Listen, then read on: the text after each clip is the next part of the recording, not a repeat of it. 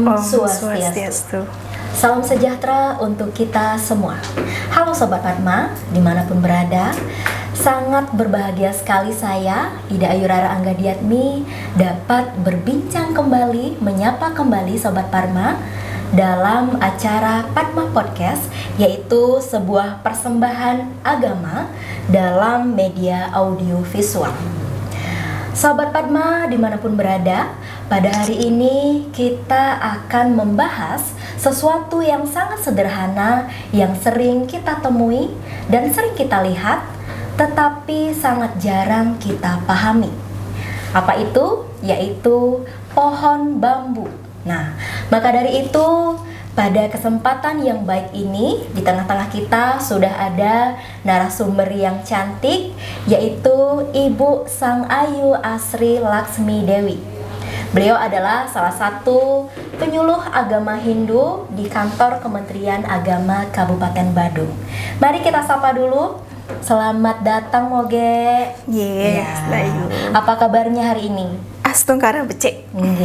Kita sapa sebagai Moge aja ya, karena kan komunikasi kita sehari-hari Dayu sering manggil Moge. Iya. Itu. Nah, pada hari ini Dayu sangat antusias. Karena apa? Karena pembahasan kita terkait tentang pohon bambu. Nah, cukup menarik perhatian. Ada apa dengan pohon bambu? Jadi, sekarang kita akan membahas terkait kita belajar makna kehidupan dari pohon bambu. Nah, kenapa harus pohon bambu, Moge? Nah, kenapa kita sebagai manusia yang lebih sempurna, kita harus belajar dari pohon bambu? Nah, ada apa dengan pohon bambu? Ada apa ya sebenarnya dengan silahkan. pohon bambu ya? Nah, di sini kita merujuk pada alam. Iya. Alam semesta itu Ida Sang Hyang Widiwasa atau Tuhan menciptakan alam semesta itu bukan tanpa tujuan. Iya, betul.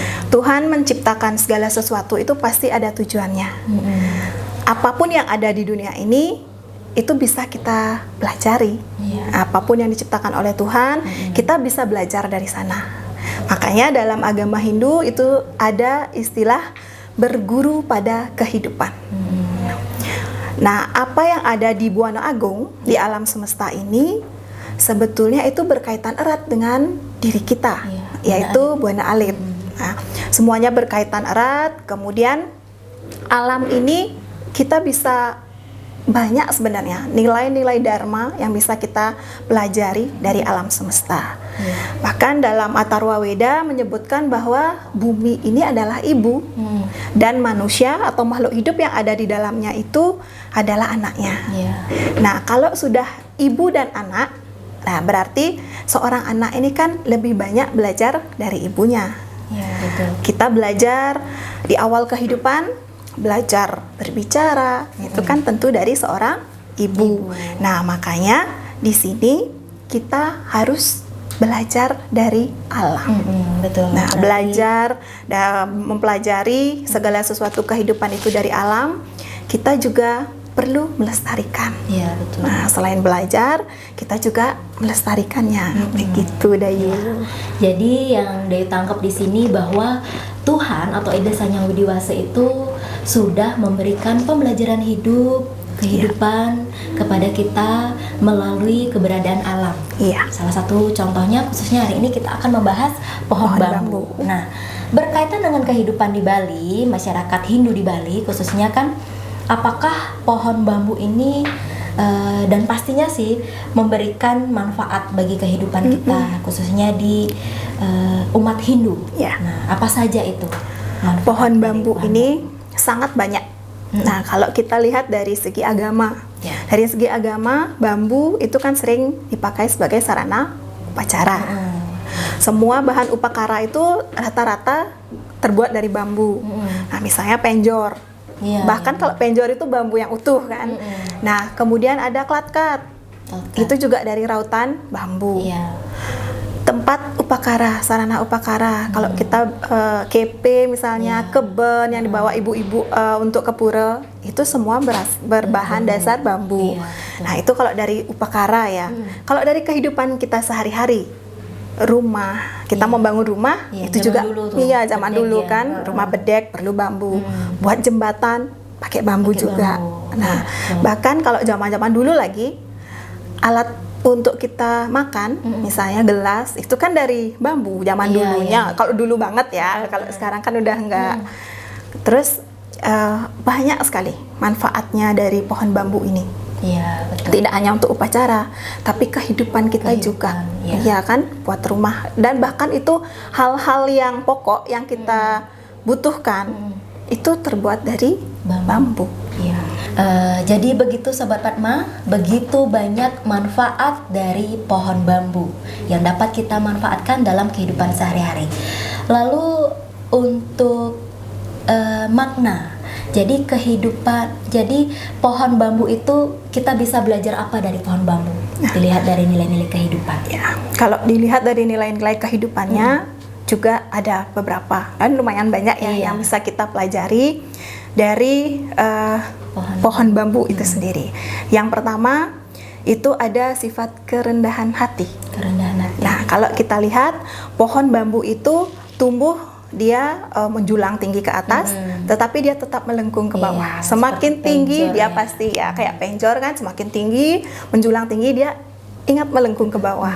Nah, di sini sebenarnya pembelajaran yang syarat makna untuk kita.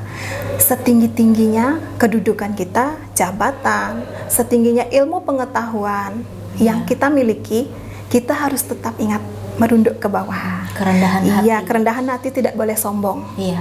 Ya, itu tidak boleh sombong.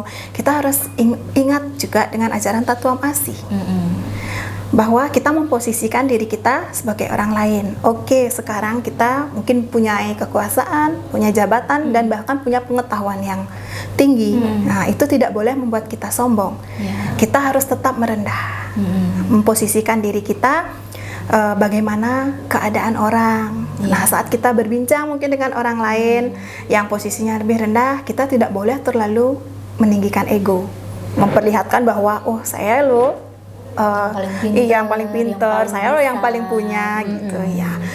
Kalau dari inilah makna kehidupan yang bisa kita pelajari. Iya. Semakin tinggi kita harus semakin merendah, bukan semakin menyombongkan diri. Itu yang pertama dari pelajaran, dari makna kehidupan yang bisa kita pelajari dari sebuah pohon bambu. Nah, yang kedua itu kebersamaan. Nah, Dayu kan tahu ya kalau pohon bambu itu tumbuhnya pasti berumpun dia, banyak. Nggak mungkin sendiri, Nggak mungkin satu. Nah, di sini juga kalau kita bersama itu pasti akan menciptakan keteguhan. Iya. Nah, Kokoh. iya kokoh, kuat kalau kita bersama. Iya. Bahkan kan ada ya pepatah mengatakan bersatu kita teguh, bercerai kita runtuh. Nah, ini juga kita bisa lihat, kita pelajari dari sebuah pohon bambu. Ketika bambu itu dia berumpun bersama, bersatu, nah mereka akan kuat.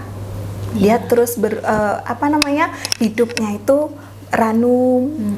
Nah, dari situ ini juga kalau kita kaitkan dengan ajaran agama Hindu dalam Tri Hitakarana, itu kan ada 3 penyebab kebahagiaan ya untuk manusia. Yang salah satunya itu kan pawongan.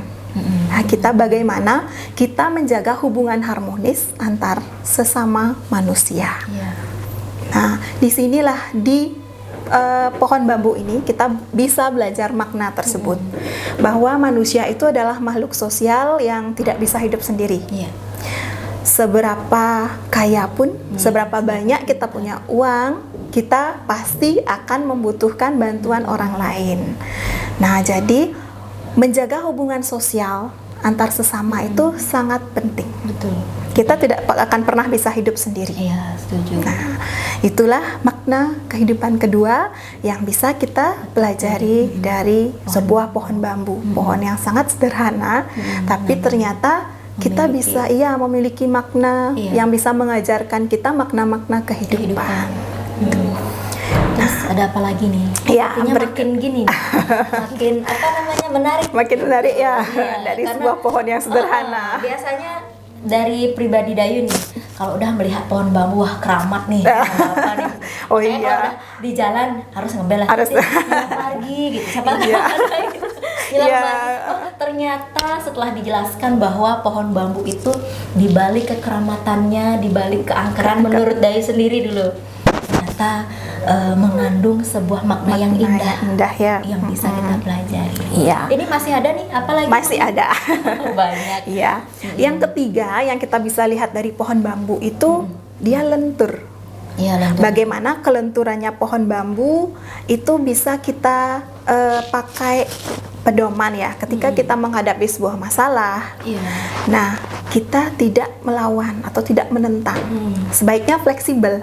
Iya, Mengikuti sesuai dengan arus. Kalau kita lihat pohon bambu itu dia mengikuti arah angin.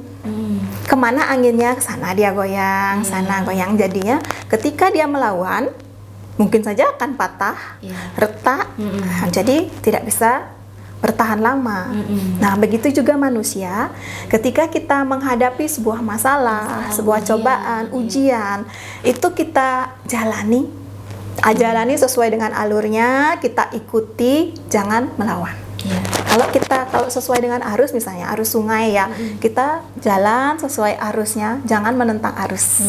Nah, itu bisa kita pelajari dari sebuah pohon bambu yang lentur, dia itu fleksibel dan luas. Nah, itulah sifat yang harus dimiliki oleh manusia. Jadi kadang kita untuk bisa bertahan hidup bukan dengan keras dan kaku, tetapi dengan kelenturan.